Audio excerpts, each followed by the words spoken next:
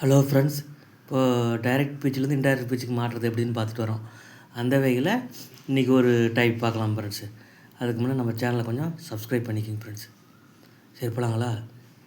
எடுத்துக்காட்டு, you say to me comma quotation I am your friend.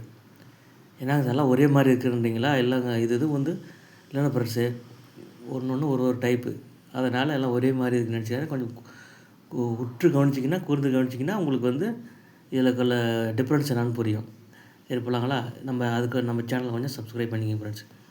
You say to me comma quotation I am your friend. முதல்ல நம்ம என்ன பார்க்கணும்? You say to மீன்றது reporting பார்ட்டுன்னு தெரிஞ்சுக்கணும். Comma கொட்டேஷனுக்கு I am your friend அது வந்து reported part. அதை மஸ்ட்டும் நீங்கள் மனப்பாடமாக தெரிஞ்சு வச்சுக்கணும் ஃப்ரெண்ட்ஸு. அது தெரிஞ்சால் மட்டும்தான் நீங்கள் வந்து இதை கற்றுக்க முடியும். சரி போகலாங்களா? ஸ்டெப் 1, அடைப்புக்குறிக்குள் இருக்கும் வாக்கியம் என்ன வகையான வாக்கியம்னு ஃபஸ்ட்டு பார்க்கணும். அடைப்புக்குறிக்குள் என்ன வாக்கியம் இருக்குது? ஐ ஆம் யுவர் ஃப்ரெண்ட் ஸ்டேட்மெண்ட்டு, செய்தி வாக்கியம். அதனால் அந்த அடைப்புக்குறி கமா கொட்டேஷன் எடுத்துகிட்டு தட்டுன்னு போட்டுக்கிறோம். ஸ்டெப் 1. ஸ்டெப் 2, ரிப்போர்ட்டிங் பார்ட்டில் உள்ள verb say to I tell என மாற்ற வேண்டும். சே டு என்னன்னு மாற்றணும், டெல்லுன்னு மாற்றணும்.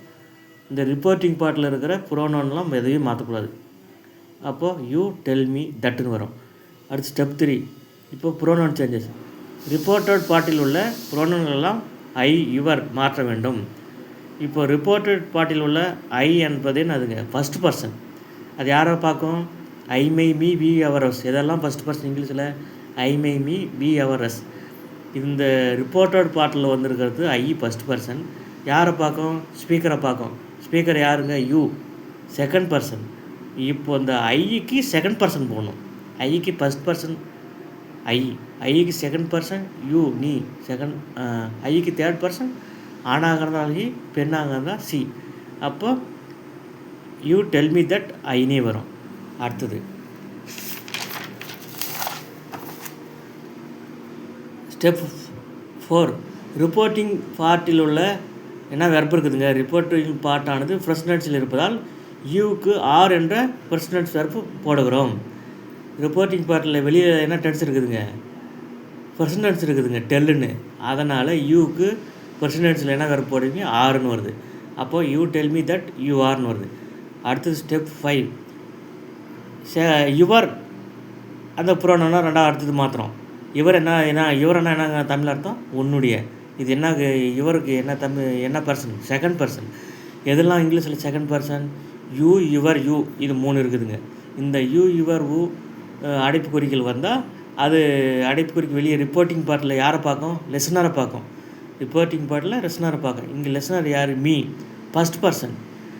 ஐ my me we your us எதாவது ஃபஸ்ட் பர்சன் தெரியுங்களா? லிஸ்னராக வந்து மீ வந்துருக்கு, ஃபஸ்ட் பர்சன் வந்துருக்குது. அப்போ இவருக்கு ஃபஸ்ட் பர்சன் போடணும். இவருக்கு இவர்னா உன்னுடைய ஃபஸ்ட் பர்சன் என்னுடைய, அது மை போட்டுக்கிறோம். இப்போ புரிஞ்சுக்கலாம் ஃப்ரெண்ட்ஸு? இவருக்கு ஃபஸ்ட் பர்சன் மை போட்டுக்கிறோம். அப்போ எப்படி வருது? கடைசியில் ஒரு லீடர்ன்ற ஒரு நவுனு இருக்குது இல்லையா? அதே கடைசியில் போட்டுக்கிறீங்க. இப்போ ஃபைனல் என்ன வரும்? You tell me that you are my leader. புரிஞ்சுக்கலாம் friends? You tell me that you are my leader. அதாவது you say to me I am your லீடர்ன்ற டைரக்ட் ஸ்பீச் சென்டென்ஸு இன்டைரக்ட் ஸ்பீச்சாக மாற்றி சொல்லும்போது எப்படி வருதுங்க? You tell me that you are my leader அப்படின்னு வருதுங்க. இதை வந்து ஒரு 2-3 டைமு போட்டு கேளுங்க ஃப்ரெண்ட்ஸ். அப்போ தான் புரியும். அப்போ நம்ம சேனலை கொஞ்சம் சப்ஸ்கிரைப் பண்ணுங்கள். நன்றி.